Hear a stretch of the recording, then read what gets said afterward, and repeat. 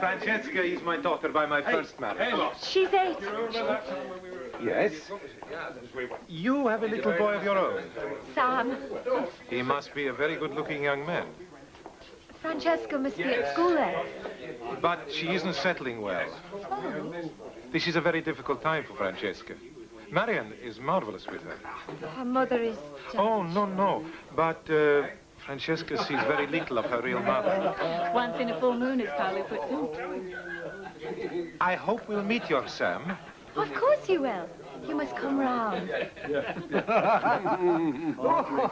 I was in Italy during war, liberating tour, working our way up boot. I could tell a few tales. I bet. Not in mixed company, of course.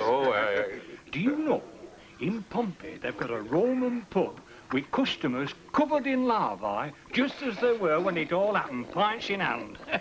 Well, goblets at any rate. I'll sometimes stand in Woolpack and I'll stand looking at Seth Armstrong stood there in the same place with same silly grin on his face. And I think of Pompey. The Villa Rossetti is more of a sacred trust than a home. Sounds grim. No, it can be very. Even Paolo can feel intimidated. We share the villa with generations of ghosts and old paintings, tapestries, furniture, statues. They're tolerated most of the time. If I make myself too much at home, the ghosts tend to close in and remind me I'm an interloper. Of course, you can gaze at the original Fra Angelico painting over breakfast. But after a time, you don't really see things like that. Is there any brandy? Yeah, hang on. Very nice. Really good. You have extraordinary countryside here. Beautiful. Exciting. I was just saying to Dolly. Ah, visitors are always telling us. If we could bottle it, we'd be rich. But in the end, I suppose each man loves his own landscape the best. For you, the Yorkshire Dales. For me, the hills of Tuscany. The red tiled roofs perched on the hillsides. Grey green of the olive groves. Clear blue sky. And the dusty brown earth below. What's a dry planet, eh?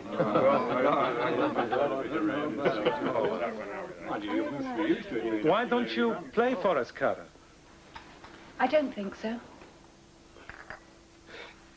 Marianne spends so much time at the piano. She really is a marvelous performer. Marian, long time since anybody played in this house. Hmm? Yeah, come on, Marian. Come on.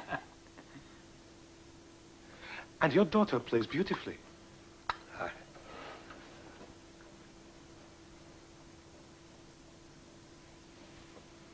Why don't we make ourselves comfortable? Yeah. Go on, Amos. Sit over there. Rest your weary pins, Amos. I'll stand beside you. I sent into a lovely evening, I think.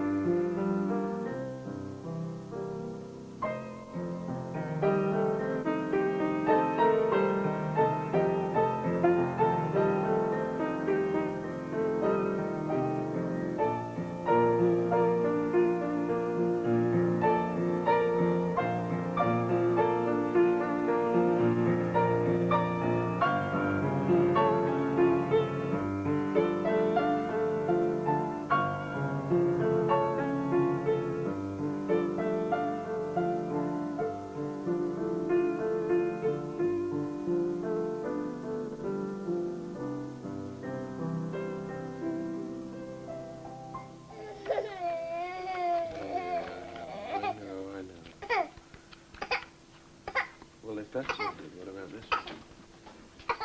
I thought Nicolo. No, it's mine. Come on, Milado. What's all this about, eh? You're lucky to have such a fine boy. I don't count too much on luck. I've got a son I love very much. I wish he had his mother.